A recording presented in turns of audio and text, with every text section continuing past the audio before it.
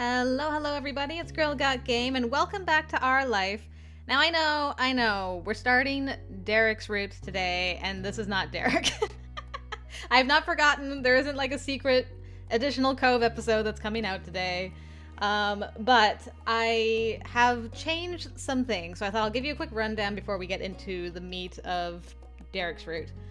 So I replayed step 1. I changed couple of minor things, but mostly played it the same. The minor things were that I didn't take the money from Cliff, and I told Baby Cove about the deal. So that's all done. There's been some differences now in step 2 already because I did not set Crush as the affection level for Cove. We're just fond. So we're having some friendly banter. No one's teasing us about anything.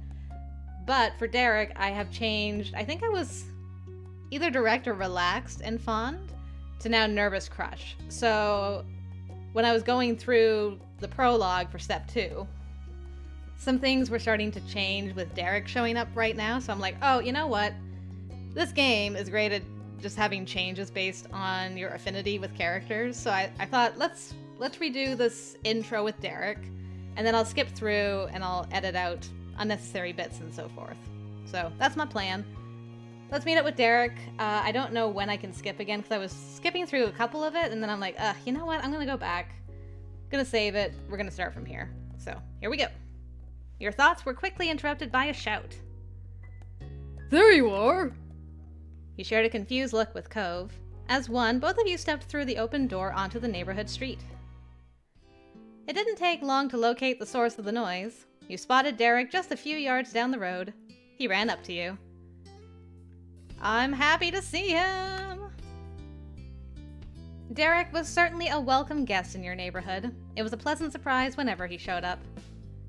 There's that cutie! After stopping a couple steps away, Derek hunched over to catch his breath. Then he looked up with a wide grin. Hey. Hey guy and gal. I was just at your house, Cove, but no one was there. Should have figured you'd be at Molly's place. Do you ever spend time in your own home, or are you always just there? Derek laughed at his own joke. He either didn't notice that it embarrassed Cove, or the embarrassment was what he was actually laughing at. Derek turned to you.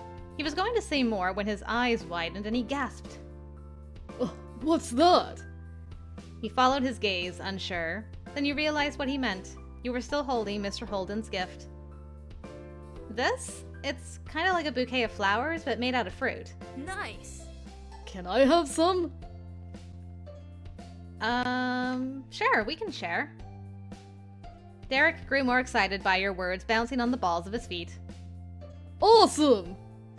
Then he nodded his head as if to clear it. Anyway, that's right. I came here because I needed to say something big. He paused, possibly for effect. There's some other kid here in Sunset Bird. Okay, so it's about Jeremy. Then we can probably skip a bit from here. Sure. What is this about? This is about... Okay, so we're referencing Jeremy. He started to have doubts about this expedition. Maybe it'd be better if you left him alone and let him sort himself out. Derek didn't feel the same. He waved wildly, calling out to the boy. Yeah, we're back. I guess. Okay, things are probably gonna be the same for a little bit, so I will bring you guys in when something significant changes. Okay, so I made it through the rest of step 2, just hanging out with Kyra and dealing with the Jeremy shenanigans and all that stuff. There was a few different interactions with Cove, hanging out overnight and stuff, but nothing too major, nothing that I thought needed to be included, especially since we're focused on Derek now. So, now that I've made it to the moment selection screen, we are gonna read up about Derek here. Thank you for purchasing Derek's DLC. Here you can play 5 new moments centered around Derek. He also has a special epilogue in step 4.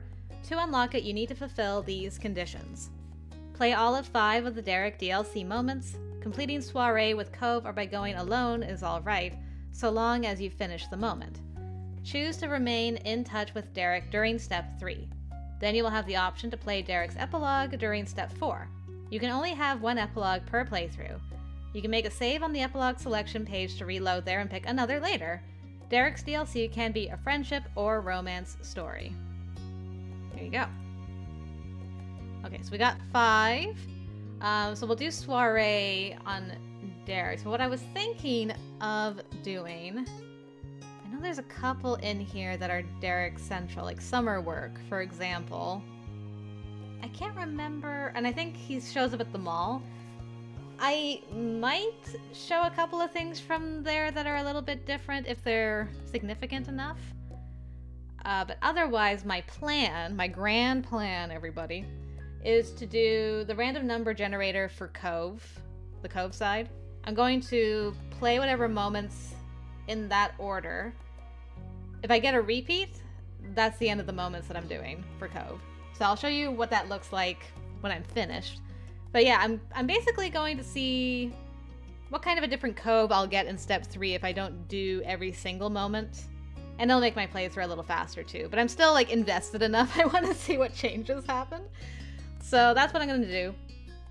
The summer work and mall are definites that are going to happen.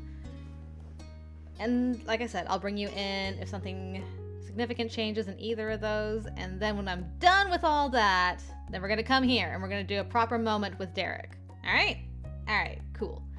Cool beans. I will see you guys shortly. Okay, I'm actually still playing the Cove moments right now, but I'm hanging out with my cousin Lee, and she brought up Derek and the subject of crushes, so I thought maybe I would record this little bit, because I'm curious what Molly has to say about her crush on Derek to her cousin. So let's see what's going on. It's too bad Derek isn't in the neighborhood today. I like him.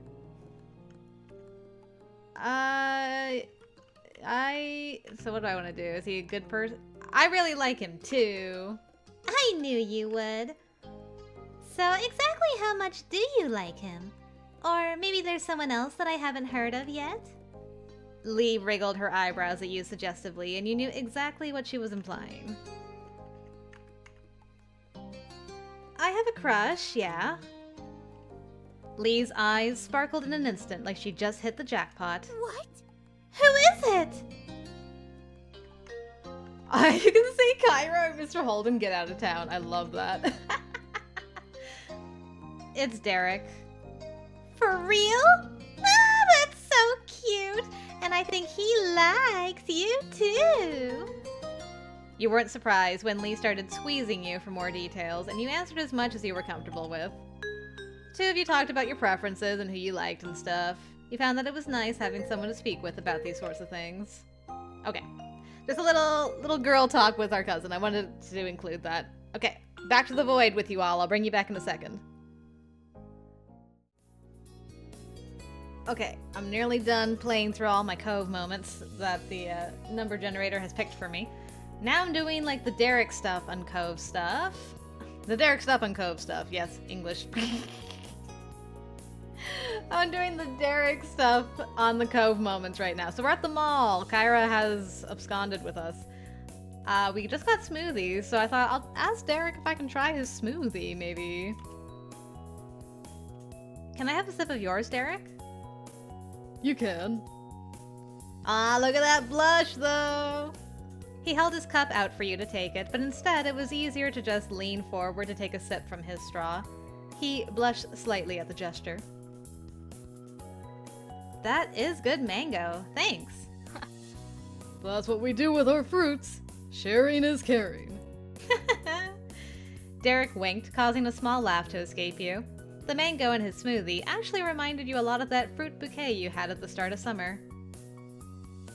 I'm satisfied. Okay, is that all that is for that little bit? No way. I think so. I think we're... Did I not want to ride? Okay, you know what? This is a little bit different. I thought that I wanted to ride the first time. You quickly chased after Derek. He turned his head back at the sound of your footsteps and gave a thumbs up over his shoulder. Reconvening around Derek, you watched as he was focused on the various brightly colored rides. Most were designed to look like real vehicles, but there were also some horse-shaped ones too. One of them could even seat 2 people. Oh, that's right. I forgot about that. I called the helicopter! Why? Cool. It's the coolest, and I think it'll move the most. He started digging in his pockets, pulling out whatever money he had left. Wait, Is everything okay? I need 4 quarters, right? Yeah. I only have 2! There has to be more between all of us. Hold on. Pockets, wallets, and purses were checked over. Derek still had 2. Cove had only 1. Lee ended up with the most at 3. You didn't have any. Don't worry about it. You can have mine. Thanks, but you don't have to. It's not enough for me. And even if it was, it'd be dumb to ride while you had to watch. Cove shrugged. He had tried, failed, and looked unsure of what to do next. Should we all get on the one ride? Couldn't we exchange dollar bills for more quarters at a store? Derek slapped a hand to his cheek, eyes wide. Okay. Oh! Yeah, that'll work! Let's do it! The group scattered to various shops around. When you shortly reconvened at the rides, everyone had more than enough quarters. There was no wiping the smile off your face. Despite the little hiccup, initially, the plan to hitch a ride was coming together. Let's get this over with. We have the coins. Okay. Cheer up, man. It's gonna be good. Yay! There were enough machines that everyone claimed one for themselves. Derek got his coveted helicopter. Lee was happily on a horse. Cove waited to choose last. It seemed he didn't want to take a ride someone else wanted when he cared so little about it. You picked... Alright, so it looks like I can't ride with Derek. Darn it. I was excited for a second there. Alright, well, I'm going back to just skipping through things. I'll bring you in for probably the library next. Okay, we made it to the library. We got our 2 study buddies here. And Cove's gonna leave, but we're gonna stick around with Derek this time and see what happens when we do that. Feeling cooped up? Yeah, I'm gonna get up for a little while. Okay, I'm gonna stay here. I'm making good progress. I'll stay too. You didn't want to break your concentration and have to get back into it.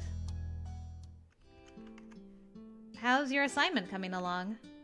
Derek flashed you a grin.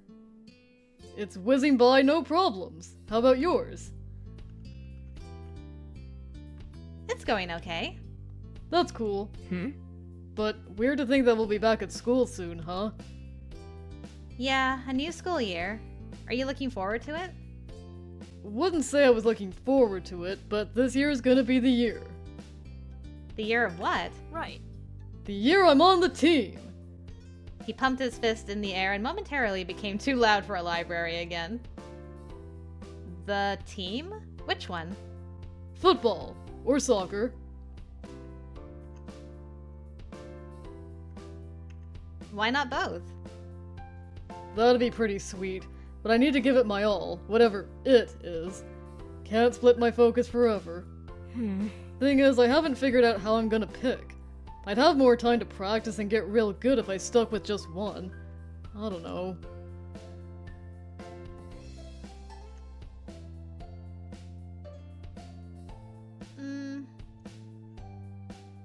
I don't know what to tell him.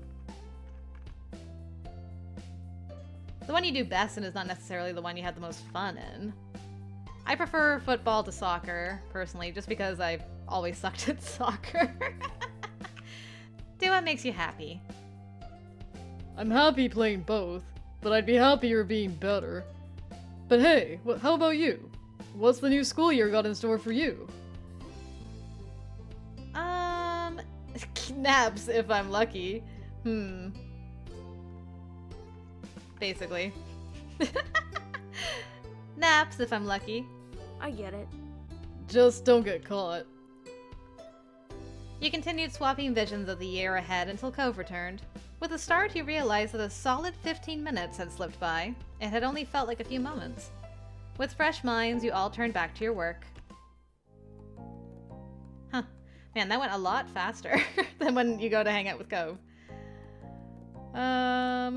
So, Maybe. I guess I'll just keep you guys around for a second. I gotcha. I gotcha. Bye. Let's see. Finish most of the assignments. Okay. Alright, we'll just do this one. Got any plans after this? Gonna work on my technique. Can't get rusty while school's out. That answer was inevitable. Technique for what? Soccer. How about you two?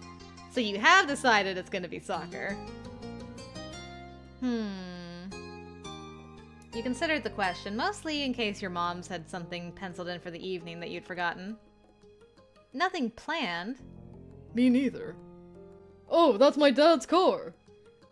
Alright, he's Talk off. to you later. Alright, let's just get through this quickly. Having company. Do you want to go do something with me after this? Oh, sure. Cove seemed eager towards the offer. You hadn't exactly expected him to say no, but the agreement still made you happy. The two of you smiled at each other. We're such good friends this route, my goodness. You fielded questions from Mom while you tried to juggle a conversation with Cove. And then, are you gonna come with me? Yeah. I don't have to go back till later. Okay.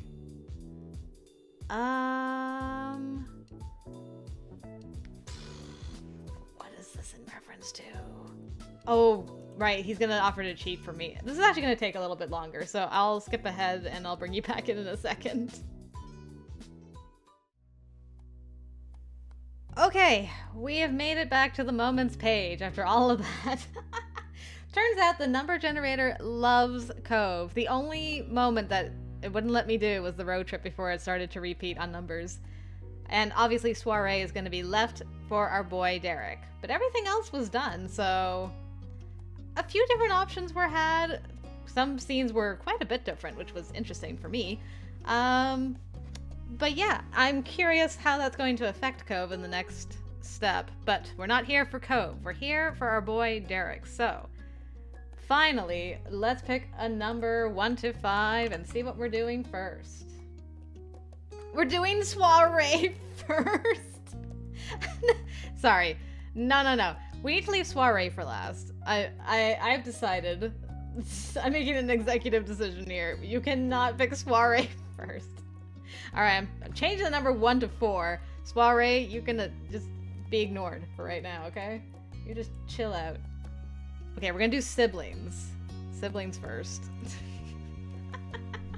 Suarez first, excuse? You can't just go like right to the date. My goodness. Okay, let's do siblings.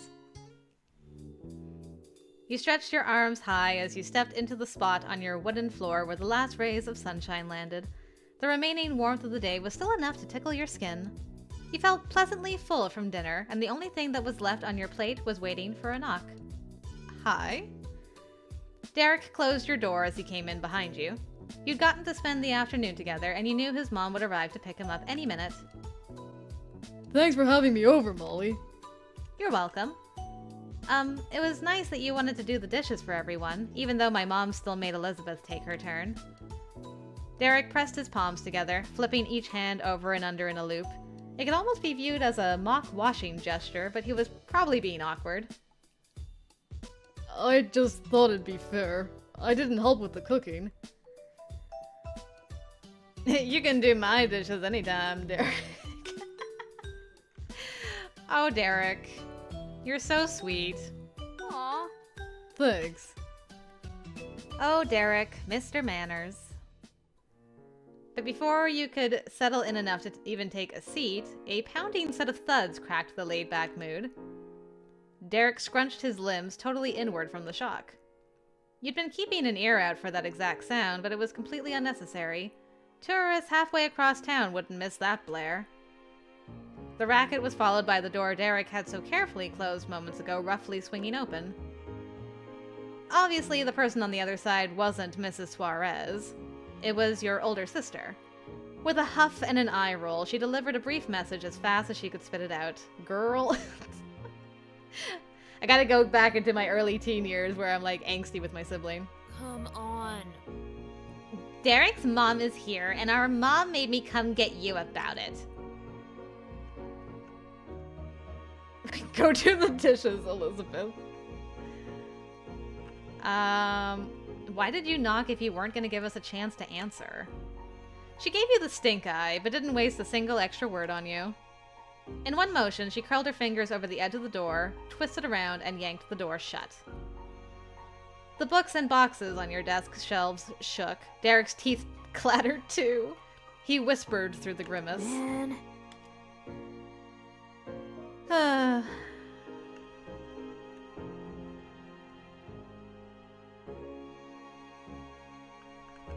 Are your eardrums all right? He patted the side of his head to assess any potential damage. Yup, I think so. She sometimes gets extra grouchy. Derek's shoulders slowly eased down into the resting position, but his expression was pinched. He began to whisper while glancing the way your sister went.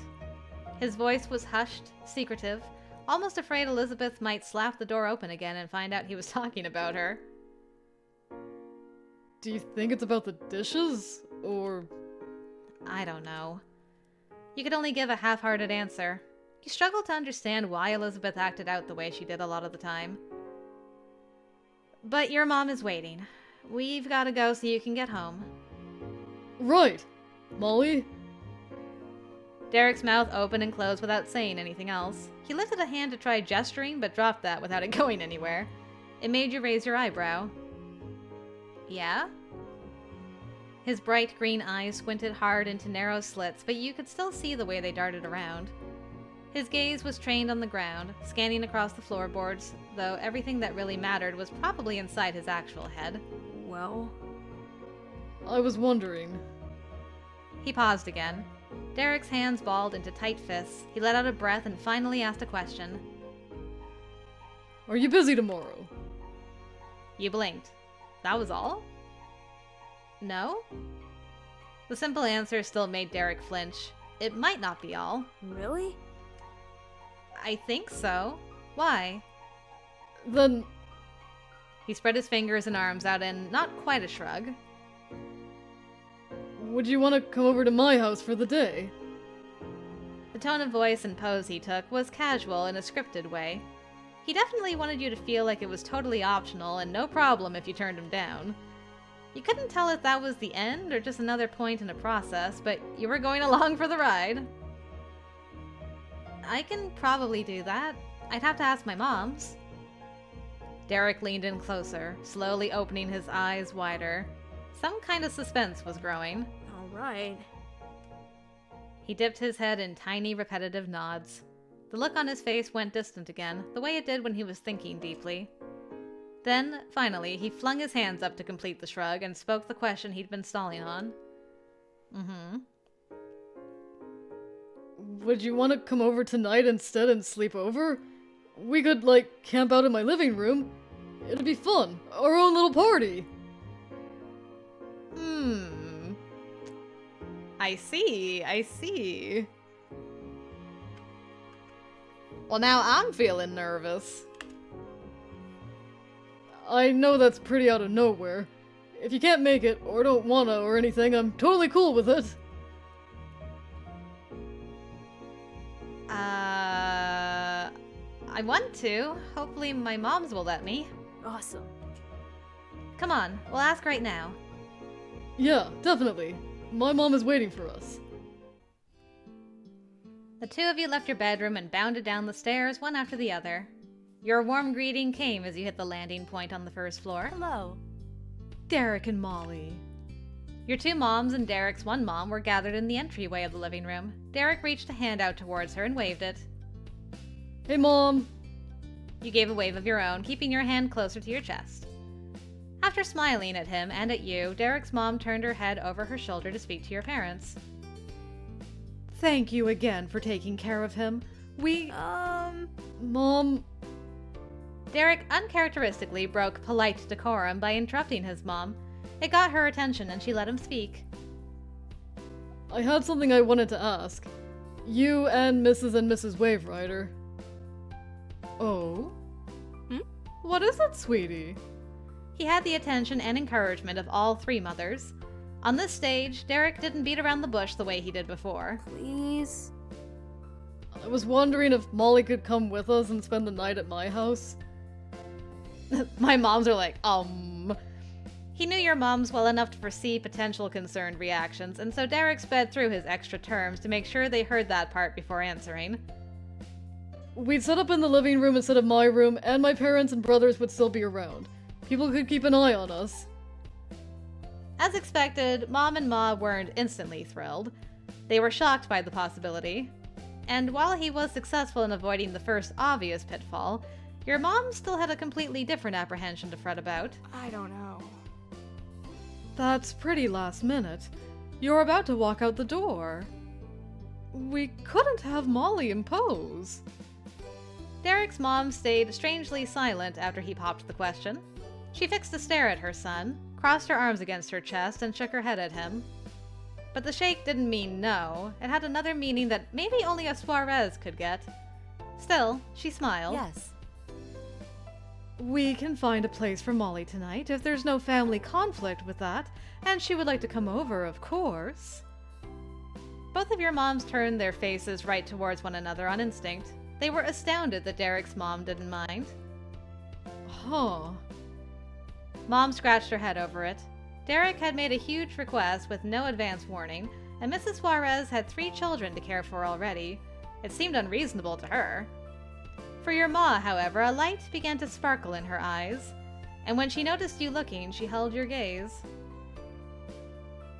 Molly, do you want to go? Timidly, you nodded, and yes was what you meant. Ma wrapped both her arms around one of her wives. In that case? I see. I think that would be all right, just this time. Really? Your mom sputtered. She clearly hadn't gotten to that page of the script. Mom got an encouraging pat on the top of her hand for her troubles. She remained absolutely perplexed, mouth open, eyes wide. Mom could only process enough to realize that she'd become the odd mom out. She probably didn't know exactly why she was doing it, but Mom turned to look at you. Pack it up, Molly. You wouldn't want to keep them waiting. You snapped your gaze to Derek. He'd done the same. The two of you shared a matching look of astoundment. It was almost identical to the gesture your moms had made when Mrs. Suarez first accepted Derek's proposition. Thank you. Thank you, Mrs. and Mrs. Waverider. Thank you, thank you, thank you! The deal was finalized with a crisp clap from Mrs. Suarez. Pamela is right. You should get what you'll need for the night. You're coming along for the ride. I'll help. Neither of you gave them time to change their minds. You ran back to your room and began to pack in a whirlwind. As you shoved clothes into a backpack, Derek hovered in the center of the room. He fidgeted with his energy that was going unused. Can you get me a spare toothbrush? There's extra for traveling in the hall closet. I'm on it. Gotcha. He was gone in a flash. Yeah, basics is something I personally couldn't go without. Which would be... How old am I again? 13? Yeah, probably a bag of makeup. I need it! You made a note in your head to ask your moms to tell Cove where you'd be since there wasn't time to explain it in person. Oh no. Already feeling guilty. But then you remembered a conversation you had with him that morning. He had plans the next day and wouldn't be around for a lot of it anyway. Whew. Derek's invite had come at a convenient time. Derek returned in a sprint, a toothbrush held over his head in triumph.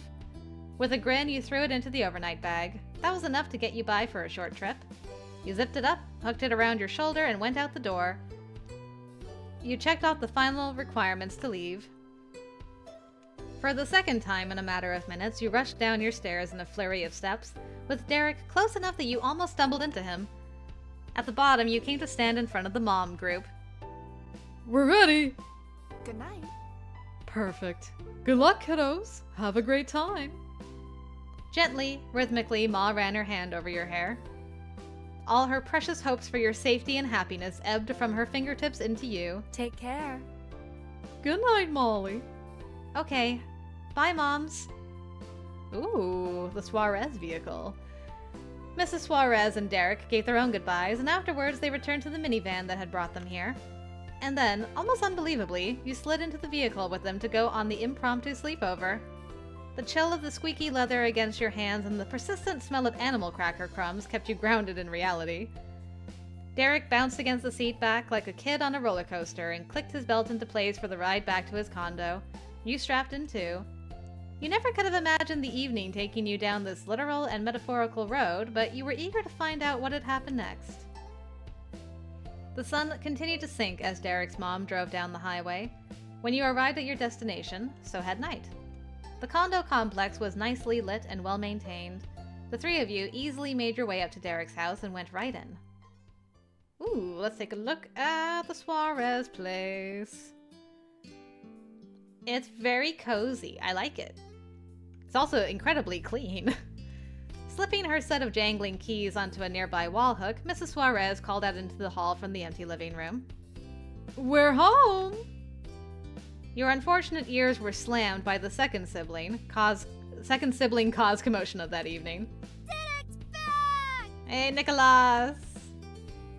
Nicholas tore out of his bedroom and thundered across the floor until he had his arms gripped around his big brother's legs. Even with all the force 6-year-old Nicholas could muster, it was hardly a bump against Derek. He absorbed the impact calmly, giving his little sibling a pat on the head for his troubles. Yeah, we're back. The two remaining boys of the family came from the same room at a snail's pace in comparison to the first, but soon enough Mr. Suarez and Jorge were with you too. Welcome back. Jorge rubbed a growing sleepiness from one eye. He took in the scene with undisguised confusion. Why? But why? Why is Molly here? What do you mean? I live here. I'm sleeping over. What? Mom? She answered matter-of-factly. Molly is staying over with us tonight. Jorge clamped his mouth shut. He might have had something to say about the spur-of-the-moment plans, but was obedient enough to not argue with his mother. Mr. Suarez, however, had a childlike glee in his expression. Oh, Very good. Derek cut into his dad's excitement with a reply a little too soon. He had completely normal words to say, but had been put on fast forward. Yeah, it's great. Thanks, Dad. Anyway, We're gonna camp out in the living room. Can we borrow the tent? Derek's hands were balled into fists and held up near his collarbone overzealously, kind of protectively. His father looked down at him with a familiar, serene expression. You knew exactly where you'd seen it before when Mr. Suarez placed his hand on the top of Derek's head. He took care of Derek, the same way Derek cared for Nicholas. Of course. And the gesture worked the exact same charm on Derek. His shoulders relaxed, his expression softened shyly. The pounding nerves that had been building faded. Camping? Nicholas shouted without warning. The entire exchange had held no interest for the youngest one until that moment. That's right, Nico. Derek reached down and carefully placed his hands on Nicholas's shoulders to nudge him off. Nicholas went willingly, giddily repeating the same word, this time in amazed confirmation rather than as a question. Camping! With a thumbs up, Derek stood tall. The plan was in motion. Molly, you can put your bag down and sit if you want to. I'll go grab some other stuff. When moving past you, Derek took a second to lean in and whisper a light-hearted reassurance. it's okay. The little bros will go to bed before we do, and Mama's gonna be watching them tomorrow. You're not here to babysit the whole time. You answered with a quick nod. The whole group broke off into 3 sets. Derek ran to his room with Nicholas right on his heels, while Mr. and Mrs. Suarez left the space to the kids, returning to their own bedroom. You and Jorge stayed where you were. Jorge shuffled over to the kitchen counter to sit on a bar stool. He wasn't helping, but he wasn't getting in the way. Then you took your own seat on the couch and got to unpacking. The first thing you pulled out of the bag was your bag of makeup. You placed that on the coffee table for safekeeping. You kept busy sorting through it all until Derek returned with the goods. 2 pillows were under each of his arms. He had a few brightly patterned blankets draped over his shoulders, and the rope loop of a big nylon pack was hooked around one wrist. Nicholas supported the effort by carrying one long pillow. He clutched it tight to his chest as best as he could, considering the pillow was about as long as his whole torso. Derek piled up the supplies on the opposite side of the couch from where you were. Nicholas opened his arms wide to let his pillow drop to the floor in a soft puff. It made Derek chuckle proudly. Okay. I'm gonna put together the tent. Nicholas? Jorge? Do you want to help? I'll help. I'm gonna put together the tent. Ooh, nice. Nicholas bounced around Derek in absolute eagerness. In the distance, Jorge pushed away from the counter. Yeah. His expression was flat and wide-eyed, but there was a hopeful rise in his voice as he got up from the bar stool. You quietly went to stand by the Suarez brothers. Let's do it. The declaration made you, Derek, Nicholas, and Jorge get to work making heads and tails of the tent. Derek yanked open the cinched-in top of the pack while he walked to the furthest spot in the living room. Everyone followed his lead. He pushed the semicircle basket chair up against the edge of the counter wall so the tent could go there instead. Derek dumped the contents of the bag onto the cream rug. He leaned over on one foot while kicking the other in the air to reach over and grab the instructions that fell out with the rest of the materials. He scanned over the steps briefly, but it was only a refresher. Derek was able to get right into the process. Nicholas was assigned pole control. He kept watch on the pile, not letting any roll away, and would pass the tent legs over when they were needed. Stretching the fabric out took the rest of you. You, Jorge, and Derek each grabbed a side and tugged. Derek had to squeeze himself against the tall potted plant in the corner. He snickered at the way the leaves curled around his face. Despite that, you got the tent laid out across the ground. The first time Nicholas got to pass a pole, it slapped against the wall in the tiny space you were working in. Jorge covered his ears and ducked. Derek snatched the end out of the air before it could do more damage. The little boy promised to be more careful. He got to keep his job and took it seriously. Piece by piece, the project slowly took shape until it was finally complete. The small, light gray tent sat in its full form nestled into the nook of the living room. Good job, team. Cute. Alright. As if he'd yelled into a cave, an echo of his words followed after. Good job! Nicholas threw his hands in the air with joy. Jorge simply smiled, satisfied. Yay! Derek stuck his fist to his hips and gave the team an encouraging grin. Now we can actually do the indoor camping part of the living room campout. Derek strolled up to the cabinet in the corner. He pulled open the translucent doors to fiddle around with something inside. A poppy tune blared out. He turned on a CD player. Nicholas leapt onto the couch and swung his arms in the air to dance. Jorge swayed his shoulders to bubblegum notes. Their big brother wasn't done yet. He made a beeline for the kitchen cupboard next. This time the mood setter Derek retrieved was a pillow-sized bag of puffy marshmallows. Catch! That was the only warning before he sent the marshmallows sailing across the room in a perfect arc. Jorge managed to snatch it from the air without a problem. The top of the bag was twisted around and sealed with a blue clip. The open side was stretched from the process of twisting and untwisting repeatedly. It had been well appreciated so far. Jorge undid the clip and set it aside on the coffee table. His tongue pressed against the corner of his lips as he dug his hand deep into the bag for just the right one. Nicholas tilted over from the cushion and into the bag to fill his tiny fist with 2 marshmallows. He crushed them between his fingers, the fluffy confection squeezing through the cracks. It really was a party. Derek put his hand on the cupboard handle and shouted to you over the music. Do you like marshmallows?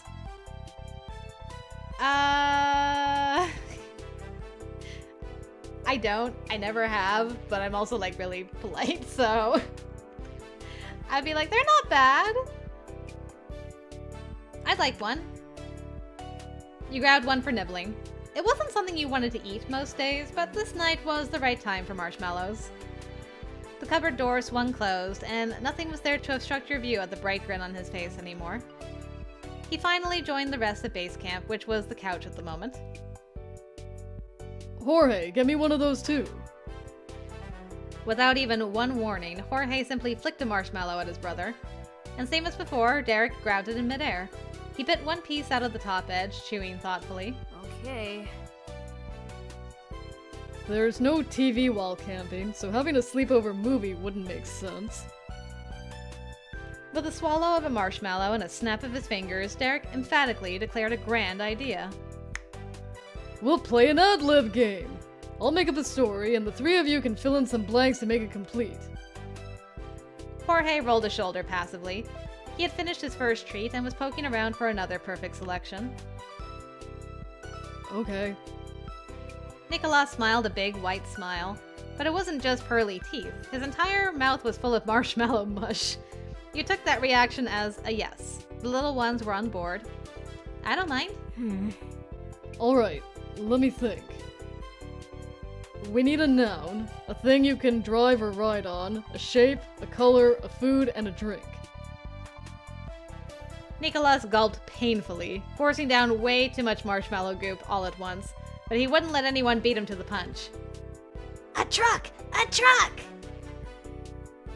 Nicolas's eyes were wide. He was practically vibrating from the sugar high mixed with the chance to add a truck to the story.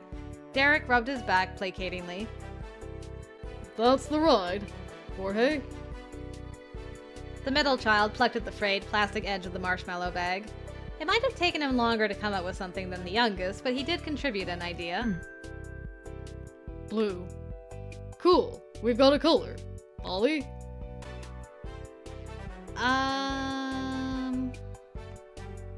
For the food, it's... What kind of food?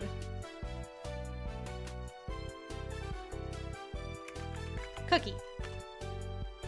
Gotcha. He shifted his focus back to the boys. Derek's expression and the entire way he carried himself was different when speaking to them. It reminded you of a teacher interacting with his students. Jorge? Nicolas? Give me some more words. Oh. Hexagon. Nice. Oh, good one. That's a shape. Apple juice! Cool. Perfect. There's a drink. Derek continued to warmly watch over his little siblings, but the words he spoke were for you. Molly, you're giving us the last one. A noun. Yeah, the noun should be... why did it have to be the hard one? A noun...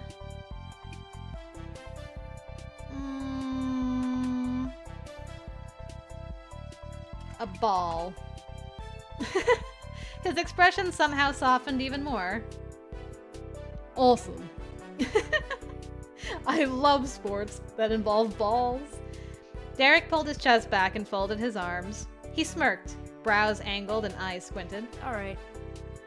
I can now tell you the story of Baby Castle. Nicolas stamped his feet rapidly into the couch. He was absolutely squealing from the premise alone. What? Baby Castle? Yes, that's right. In a big open field, there was the stone fortress that was Baby Castle. Everyone who lived there was a little baby, but they didn't need any adults. Their greatest treasure was a giant golden ball at the center of the courtyard. They were always vigilant to protect it from the greedy hands of grown-ups. Jorge snorted. His mouth and cheeks began to pull upwards. Then one day, someone came to the gates of the castle on their truck. It was a man, not a baby or even a kid. He had a hexagon-shaped head and a fancy top hat. He was knocking on the door, demanding to be let in. They were just babies, and they needed supervision. It was a blue alert, and the guards were rushing to their stations. The first line of defense was their cookie catapult. It was loaded up and then fired. Bullseye! The cookie knocked the top hat off his head, but the hexagon-faced man wasn't deterred. He used his giant grown-up legs to climb over the wall. There was panic in the castle. He had to be after their golden ball. Derek shifted his weight from foot to foot with precision. His hands had gone up in front of him with his palms facing forward. He looked like the goalie of a soccer game. But... The babies weren't beaten yet. The squirt gun battalion lined up, and as soon as the adult stepped foot on the other side, he was pelted with apple juice. He stumbled back, and the gatekeepers opened up the door while he was blinded. He got pushed right out and back onto his truck. The guards gave one more shove, and the man with his truck, and without his hat, slid down the hill and far away. The castle was saved! The babies and their ball were still free! Hooray! The end! Yay! What a great story! A matching pair of cheers filled the air. Nicolas and Jorge were thrilled by the yarn Derek had spun for them. I mean, this is my honest reaction. Yay! Bravo! The living room campsite blowout kept rolling from there. Derek turned the music up louder, making sure to skip any track that didn't fit the mood. Jorge and Nicolas swung across the floor to dance. They threw marshmallows in the air and tried catching them with their mouths, and when that got old, they tried to see who could fit the most in their mouth at one time. Derek grooved to the beat and tapped his toes around as he collected the treats they missed, picked up the pillows they knocked to the floor, and patted backs when their stuffed faces made them cough. He's so busy. But he wasn't only Mr. Responsible. Derek took his own shot at the marshmallow mouthful competition and blew his little brothers out of the water. I will dance. You shook it to the left and shimmy to the right. Nicolas took hold of your hand and wiggled your arms together. The chain was extended when Derek took Jorge's hand and nudged him to take yours. You made a massive wave that ebbed through the whole group. As the night continued, Derek moved on from the party hotspot to chill out inside the tent. He was on his side, propped up by his elbow. It took a few minutes for Nicolas to notice his brother's disappearance from his sightlines. You knew the moment it happened. He'd been bounding from cushion to cushion on the couch but came to a firm stop, sticking his feet deep in place. A helpless pout flickered on Nicolas's face before it almost instantly curved into a sly grin. Nicolas knew where he could find his favorite person. He leapt from the arm of the couch to land at the entrance of the tent. From there, he sprung forward like a shot straight into Derek, shoving him over onto his back with an oof. Derek didn't get up. He flopped his arms out and laid motionless. 3, 2, 1. Derek was down for the count. Nicolas was the winner. Claiming his victory, Nicolas curled up on Derek's flattened chest. He tuckered himself out. Sat stretched out on the blanket inside the tent. Balled up on the blanket, laid down on the blanket, stretched out on the floor near the tent, balled up on the floor. Probably sit stretched out on the blanket inside the tent. Jorge wandered over to sit down cross-legged. He had one shoulder in the tent, and the rest of him was out. Derek's eyes drooped closed, and he heaved a satisfied sigh. Sheesh. Oh, I'm too old to keep up with you, bros. You can party way harder than me. He could still muster enough energy to move a hand over his brother's fluffy marshmallow-speckled hair. The little boy snuggled his cheek into Derek's jersey even more. Still cross-legged, Jorge took hold of his ankles and rocked himself gently back and forth. The childlike position conflicted how contemplative his next words were. I wonder what things will be like when we really are older. The brother with the most days behind him smiled softly while his eyes remained shut. That's easy. 10 years from now, I'm gonna be a famous athlete. Nicolas will obviously be the cheer captain at all my games. That is roughly when we're going to run into all of them again, I assume. It's about 10 years, right? In step 4. Derek earned a squealing giggle from Nicolas. He even kicked a leg out like a puppy who got a tummy scratch. Jorge, you'll be my career manager. Jorge stopped his movement, sitting a little taller. A smile pulled at the edges of his mouth. Obviously. Molly will be there too. That perked your own interest. I'll be Derek's trophy wife!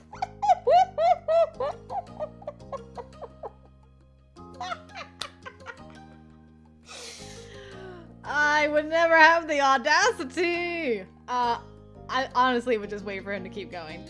But I need to know. I gotta do this just for my own sanity. What happens if I say I'm his trophy wife? Derek coughed unintentionally as soon as you said your contribution to the master plan, but he rolled with it. Right. It's the best trophy I ever won. Top of the shelf. Oh, that's great. That's wonderful. You'd be achieving your dreams. Aw, that's sweet. Then his voice drifted off quietly. And the 4 of us would all be neighbors. Your heart skipped a beat. He wanted to live next to you. He wanted you to be a part of his future. Derek, Jorge, and Nicolas. You glanced at each of their faces and felt glad you got to be here. You went to different schools, lived in different towns, had different families, but sometimes you were able to share your worlds with each other. And maybe someday Derek's story would come true and you'd be even closer. Wouldn't that be a thing? But that time wasn't now, and all too soon the Suarez parents reappeared to take their younger children off for bed in their own room. Despite nearly being asleep already, Nicolas grasped Derek's shirt when his dad reached in to pick him up. Derek kept his one hand on Nicolas's head and pressed the other against the floor, slowly shifting into a sitting position. Nicolas's vice-like grip made it easy to do without either of them falling over. When he was upright, Derek collected his little brother in his arms fully and shuffled out of the tent. This is pretty cool, huh, Nico? Usually I'm all the way in my room. But tomorrow all you'll have to do is open the door, look down the hall, and I'll be there. Derek whispered soothingly on the path to the back bedroom, putting to bed not just the delicate bundle he carried, but also the likely resistance the boy would have put up. Jorge trailed behind his other brothers. He didn't need the extra help. But Derek stood in place. He didn't move until the middle one could come up by his side. He is such a good big brother, my goodness. Altogether, the 3 Suarez sons went through the door. You waited in the living room quietly. Maybe a minute or two passed before Derek switched off with his parents. He came out empty-handed and they went in. He took wide, tiptoeing steps over to the campsite. His sleepiness from before was wiped away by a second wind of excitement. Derek made it back to the tent and put a hand to his mouth, watching the hall like a hawk for any sign of his family. It's all good. We've got to change into our pajamas, but we don't have to go to sleep for real. You got to your feet, his eagerness rubbing off on you. The both of you quickly bustled between the bathroom and living room, finishing all last-minute prep. Derek's parents lingered at the edge of the hallway until both you and Derek were completely set. PJs on, teeth brushed, the works. Good night, Derek and Molly. Good night. Sleep well. Enjoy the great outdoors of the living room. Night, Mom. Night, Dad. Good night. Mr. Suarez hit the light. The condo blinked into darkness. There were footsteps, silence, and the click of a door opening and shutting. His parents had returned to their own bedroom, this time to turn in for the rest of the night. With the opening and intermission over, part 2 of the Derek and Molly at Home adventure out could begin. Derek went from sitting up perfectly straight, ready for some non-existent interview, to dropping forward onto his stomach. He squirmed around using his elbows. The effort fluttered the tent and blankets, making a soft crinkling sound. When he had positioned himself facing you, Derek rested his head against the top of one fist. He grinned keenly. The rest of his family might have been right across the condo, but this was still the first chance to talk just between yourselves since the sleepover started. He'd been waiting for it. Oh, look at your cute pajamas! Adorable! Hey, Molly. His cheeks lifted high enough to push up the bottom of his eyes as he whispered with a childlike sense of secret sharing. So, I was wondering, if we were being totally, completely serious, what would you want to be doing in the future? Do you have, I don't know, a goal? Or a dream?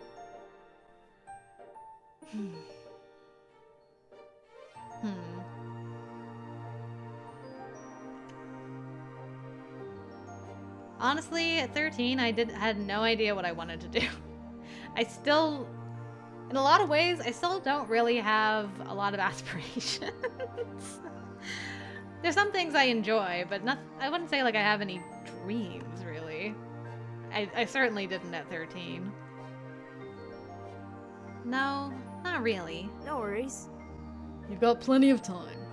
And stuff is still fun even if you don't have some big dream that you think will be even more amazing anyway. You both relaxed more deeply into the soft bedding around you. Derek's encouragement was reassuring. It is. It's nice to have somebody say, it's okay to not have a dream. You know, you can take your time instead of like, you know, you're running out of time. Your life is passing you by. Freak out. Derek contemplatively rolled over on his back. The arm that had held his chin up was now tucked under his head for support there instead. His eyes never broke away from yours, despite flipping upside down. He could move as freely as he wanted and was taking full advantage of that. When his siblings were around, he had to work with 8 limbs and 2 heads thanks to Nicolas's literal attachment to him. And that got your train of thought fully on the track of siblings. You opened your mouth and said,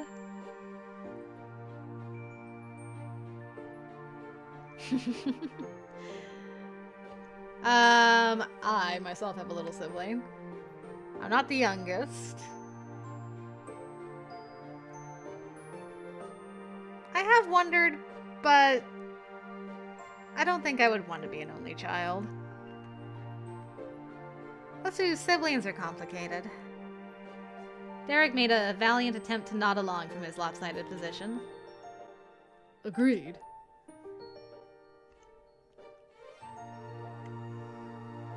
How does it feel to be the oldest? Busy, I guess. It's kind of like a part-time job. I've got to look out for them. My parents aren't always making me do that, but I feel like I've always got to do it. That makes sense. Sorry. Don't be. It's all good. The air in the near-complete darkness had felt warm and comfortable, but the atmosphere began to change. It was too subtle to say exactly why, but enough for you to notice. Molly? Derek reversed his position again, getting on his stomach. His arms were crossed over the floor in front of him, and he rested his cheek down against them. Derek's eyes were on the ground, too. Was it annoying? Aww. Would it be weird to ask if you're having fun? Too late, you made it weird. I'm having fun. Yeah? That's great. He clicked his heels together in a rhythm. Soft taps and rustling of the blanket. 1, then 2, and 3, 4 in quick succession, and it repeated again. Derek mumbled into his forearm. I was just really hoping this would be a nice time. The pensive look on his face, the tension in his tone, and your heart pounding harder. Everything felt very serious. Forget it. It's nothing. The squeezing pain in your chest eased, though somehow it was more of a disappointment than a relief. But Derek sprung up on his palms, bringing his head up to your level and beaming directly at you. have you watched anything cool recently? Jorge and I have been showing Nicolas a lot of great stuff he couldn't see before because he was too little when they came out. He kicked the ball in a new direction and had too high of a defense for you to maneuver it back. Sports, analogies, ayy. But that was alright. You could talk to Derek about anything. You and Derek continued to bounce from topic to topic. You quietly spoke your thoughts out into the air while hidden away from the rest of the world in your camp. It went on through the night until, before you'd realized it, your eyes were opening to the morning sunlight,